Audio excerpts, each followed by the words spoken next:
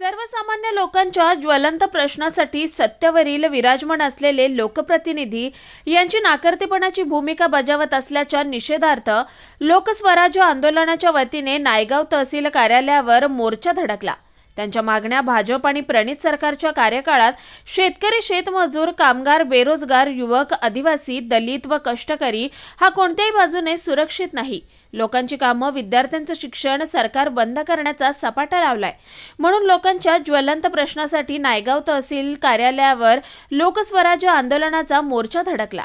त्यावेळी आमचे प्रतिनिधी तानाजी शेळगावकर आढावा घेतलाय। नेमक्या काय मागण्या आहेत जाणून घेऊयात। सध्या आता आपण आहोत नायगावच्या तहसील परिसरामध्ये। आज दुपारी लोकस्वराज्य आंदोलनाने मुख्य चौरस्त्यातून मोर्चा काढत तहसील कार्यालयावर मोर्चा हा धडकलेला आहे आणि ह्या मोर्चाचे संस्थापक अध्यक्ष प्राध्यापक रामचंद्र परांडे आहेत आणि त्यांच्या प्रमुख एकूण 25 मागण्या आहेत आणि त्या मागण्या काय आहेत हे आपण जाणून घेणार आहोत। सर नमस्कार। सर नमस्कार, जय लवजी जय भीम। मी प्राध्यापक रामचंद्र परांडे, संस्थापक अध्यक्ष लोकस्वराज्य आंदोलन। आज लोकस्वराज्य आंदोलनाच्या वतीने नायगाव तहसील कार्यालयावर प्रचंड मोर्चा काढण्यात आलेला होता। या मोर्चाचं नेतृत्व गणपत रेड्डी DK पवार यांनी केलेलं आहे। या मोर्चाला मार्गदर्शन करण्याचं काम विजय डोईवाड, रावसाहेब पवार, प्राध्यापक डॉक्टर शंकर गड्डमास सर यांनी केलेलं आहे। EVM मशीनच्या माध्यमातून देशामधल्या करोडो मतदारांच्या मतावर जो काही चोरी होत आहे, जी काही लुबाडणूक होत आहे, ती EVM मशीन बंद करावी। पर्याय म्हणून पूर्वीप्रमाणेच मतदान पत्रिकेवर देशातील येणाऱ्या 2024ची निवडणूक व्हावी, या प्रमुख मागणीसाठी या ठिकाणी हा मोर्चा काढण्यात आलेला होता। दुसरी, देशाचे काही शेतकरी आहेत, शंभू बॉर्डरवर दिल्लीला बसलेले आहेत। शेतकऱ्याच्या मालांना किमान हमीभाव मिळावा, त्यांची जी मागणी आहे त्या मागणीला पाठिंबा देण्यासाठी या मोर्चामध्ये आम्ही भूमिका घेतलेली आहे।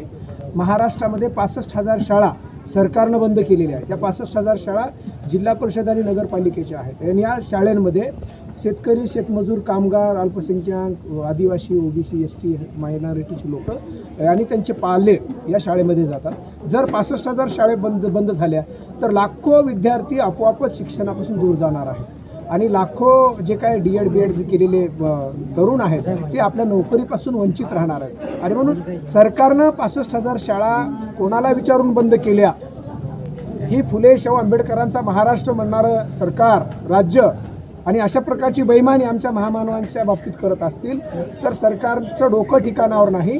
सरकारनं शुद्धीवर असताना घेतलेला हा निर्णय नक्कीच नाही आणि म्हणून हा निर्णय रद्द करावा, अशा प्रकारची एक मागणी आहे। महागाई निर्देशांकानुसार मागासवर्गीय विद्यार्थ्यांना जी शिष्यवृत्ती दिली जाते ती त्या शिष्यवृत्तीमध्ये वाढ करण्यात यावी, अशा प्रकारची एक मागणी आहे। वेगवेगळ्या योजनांच्या बाबतीमध्ये प्रशासकीय पातळीवर मोठी लूट आणि लुबाडणूक होते आहे। ती सामान्य माणसाची लूट आणि लुबाडणूक थांबली पाहिजे, ही त्यातली एक महत्त्वाची मागणी आहे। महाराष्ट्रामध्ये विशेष करून मागासवर्गीय वस्ती ज्या ठिकाणी आहे त्या ठिकाणी दारूचे दुकान आहेत, देशी आणि विदेशीचे, अधिकृत आहेत आणि अनधिकृत आहेत। मागासवर्गीय वस्तीच्याच ठिकाणी हे दारू दुकानं का? काय हेतू आहे सरकारचा? म्हणजे इथल्या मागासवर्गीयांना लाचार आणि गुलाम ठेवणे, त्यांना व्यसनी बनवणे आणि त्यांना उद्ध्वस्त करणे, अशा प्रकारची भूमी सरकारची दिसते। म्हणून ती सगळी दुकानं या ठिकाणी हटवण्यात यावीत। बेरोजगाराला काम देण्यात यावं, रोजगार हमी योजनेची कामं सुरू करण्यात यावीत। संजय गांधी निराधार आणि इंदिरा गांधी जे काही योजना आहेत त्या बजेटमध्ये वाढ करण्यात यावी। या एकूण 27-28 मागण्यांच्या अनुषंगानं हा मोर्चा या ठिकाणी काढण्यात आलेला होता। मोर्चाला उत्तम जनतेचा, नागरिकांचा प्रतिसाद मिळालेला आहे। जनतेच्या मनामध्ये किती असंतोष आहे हेही या मोर्चाच्या माध्यमातून दिसून आलेलं आहे। आता तर नाही होणार, त्याला वेळ असणार आहे, नाही केला तर त्या संदर्भात काय? लोकस्वराज्य आंदोलनाच्या वतीनं हा जो मोर्चा काढण्यात आलेला आहे, हा एक सरकारच्या धोरणाचा निषेध करण्यासाठीचा हा मोर्चा होता। सगळ्यात महत्त्वाचं म्हणजे या देशामध्ये लोकशाही वाचवण्यासाठी जी काही यंत्रणा सरकार राबवत आहे ती चुकीची आहे।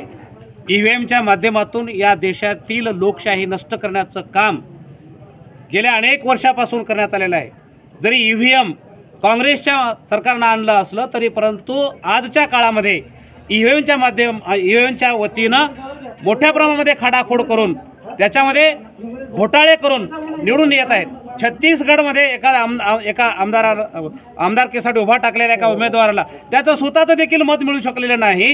ही उघड अशा प्रकारची चोरी असताना देखील ईव्हीएमच्या बाबतीमध्ये सरकार छुप्या पद्धतीनं काम करू शकत आहे। जर सरकारला आपल्या कामाच्या बाबतीमध्ये आत्मविश्वास असेल, आपलं काम जर चांगलं आहे असं जर वाटत असेल, तर ईव्हीएम बदलून बॅलेट पेपरच्या माध्यमातून निवडणूक घेण्यासाठी का घाबरत आहे, हा प्रश्न विचारण्यासाठी आम्ही या ठिकाणी मोर्चाचं आयोजन करण्यात आलेला आहे। बेरोजगारांचा प्रश्न अतिशय मोठा या देशामध्ये निर्माण झालेला आहे। शिकलेला माणूस बेकार म्हणून फिरू लागलेला आहे, राजकारण्यांचे एक कार्यकर्ते म्हणून फिरू लागलेला आहे। एवढंच नाही तर ते गुलामी म्हणून स्वीकार करत आहे। अशा प्रकारची परिस्थिती या देशामध्ये होत असेल, बेरोजगार मोठ्या प्रमाणामध्ये वाढत असेल आणि अजूनही या देशामध्ये 90 लाख रिक्त जागा असताना देखील सरकार त्या बाबतीमध्ये भरण्यासाठी विचार करू शकत नाही। 2 कोटी रोजगार तर सोडाच, 10 वर्षामध्ये 2 कोटी रोजगारामध्ये 20 कोटी रोजगार मिळायला पाहिजे होता, परंतु आजही 2 कोटी तर सोडा, 90 लाख लोकांचं म्हणजे रिक्त जागा आहेत, याकडे लोकांचं लक्ष वेधण्याकरिता आम्ही हा मोर्चा या ठिकाणी आणलेला आहे। शेतकऱ्यांचं उत्पन्न दुप्पट करण्याचं जे धोरण सरकारचं होतं, तर उलट शेतकऱ्यांनी जे काही मागण्या दिल्लीच्या बॉर्डरवर घेऊन गेलेत, त्यांना आधारभूत किंमत देण्याच्याऐवजी त्यांच्यावर गोळ्या बरसण्याचं काम चालू केलेलं आहे। हे सरकार बेरोजगारांच्या विरोधामध्ये आहे, हे सरकार म्हणजे शेतकऱ्यांच्या विरोधामध्ये आहे, हे सरकार GST लावून व्यापाऱ्यांच्या विरोधामध्ये आहे, हे सरकार अन्याय अत्याचार करण्याच्या बाजूचं आहे। भांडवलदार या देशामध्ये निर्माण करून या देशामध्ये गुलामी लादण्याचं काम चालू केलेलं आहे। सरकार जर कार्यक्षम असेल तर तुम्हाला या देशातली संपत्ती विकण्याचं कारणच काय? एखादा शेतकरी 2 एकरचा शेतकरी पुढच्या वर्षी 1 एकर घेण्याचा विचार करतो आणि कार्यक्षम असलेलं सरकार मात्र शेती आणि संपत्ती विकण्याचं काम करतो आहे। हे दुष्टचक्र या देशामध्ये चालू आहे आणि हे लोकांच्या लक्षामध्ये आणून देण्यासाठीचा हा मोर्चा या ठिकाणी करण्यात आलेला आहे। म्हणून सरकार जागीच म्हणजे वेळीच जागी नाही झालं तर या देशामध्ये खूप मोठा असंतोष निर्माण होईल आणि ईव्हीएम फोडल्याशिवाय या देशामध्ये पुन्हा एकदा नवीन क्रांती होऊ शकत नाही, अशा प्रकारचं आंदोलन देशभर चालू झालेलं आहे। म्हणून सरकारने येणारी 2024ची लोकसभा असेल की येणारी कोणतीही निवडणूक असेल ती बॅलेट पेपरने घ्यावी आणि रोजगाराचा प्रश्नाने एक देश एक अभ्यासक्रम अशा पद्धतीचं अभ्यासक्रम ठरवून सर्वांना समान संधी देण्याचं काम करावं, एवढीच विनंती करण्यासाठी आणि हे आक्रोश सरकार समोर मांडण्यासाठीचा हा प्रयत्न लोकसभा आंदोलनाच्या वतीने करण्यात आलेला आहे। धन्यवाद। जय भीम।